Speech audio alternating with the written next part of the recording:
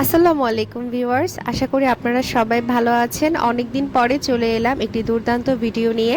আজকে আমি আপনাদেরকে ত্বক, চুল এবং নানা সমস্যার সমাধানের একটি মাত্র উপায় বিটরুটের জুসের রেসিপি শেয়ার করব।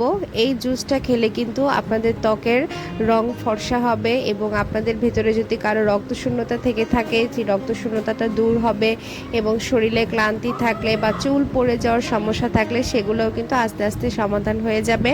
তো এই বিটরুটের জুসটা আপনারা রেগুলার খাওয়ার চেষ্টা করবেন বা রেগুলার না খেলেও সপ্তাহে অন্তত 2বার বা 3বার খাওয়ার চেষ্টা করবেন।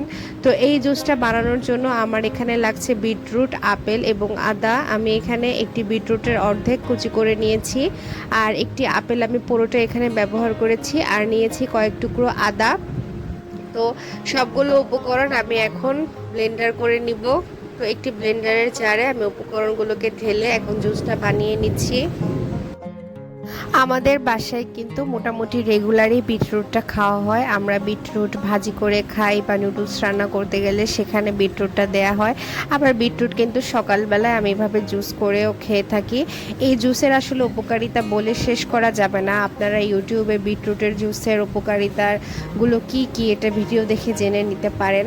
তো এই জুসটা রেগুলার খেলে কিন্তু আপনার স্কিনটা কিন্তু অনেকটা ব্রাইট হয়ে যাবে। আপনাদের যাদের স্কিনে টা শুষ্ক হয়ে গিয়েছে বা স্কিনে কোনো প্রাণ নেই, এই জুসটা খেলে কিন্তু মানে নিয়মিত যদি আপনি খান তাহলে কিন্তু আপনার স্কিনে জেল্লা ফিরে আসবে। হাজার হাজার টাকা সানস্ক্রিন কেনার পিছনে, ময়েশ্চার, সেরাম এগুলোর কেনার পিছনে খরচ না করে আপনারা যদি এই বিটরুটের জুসটা নিয়মিত করে খান, এই বিটরুটই আপনাদের ত্বকের সব সমস্যার সমাধান করে দেবে ইনশাআল্লাহ। ভিডিও শেষ পর্যন্ত দেখার জন্য আপনাদেরকে অনেক অনেক ধন্যবাদ। আপনারা বাসায় অবশ্যই এভাবে বিটরুটের জুস তৈরি করে খাবেন। এটা খেতে কিন্তু এতটা টেস্টি না, কিন্তু তাও খাওয়া যায় ভালোই।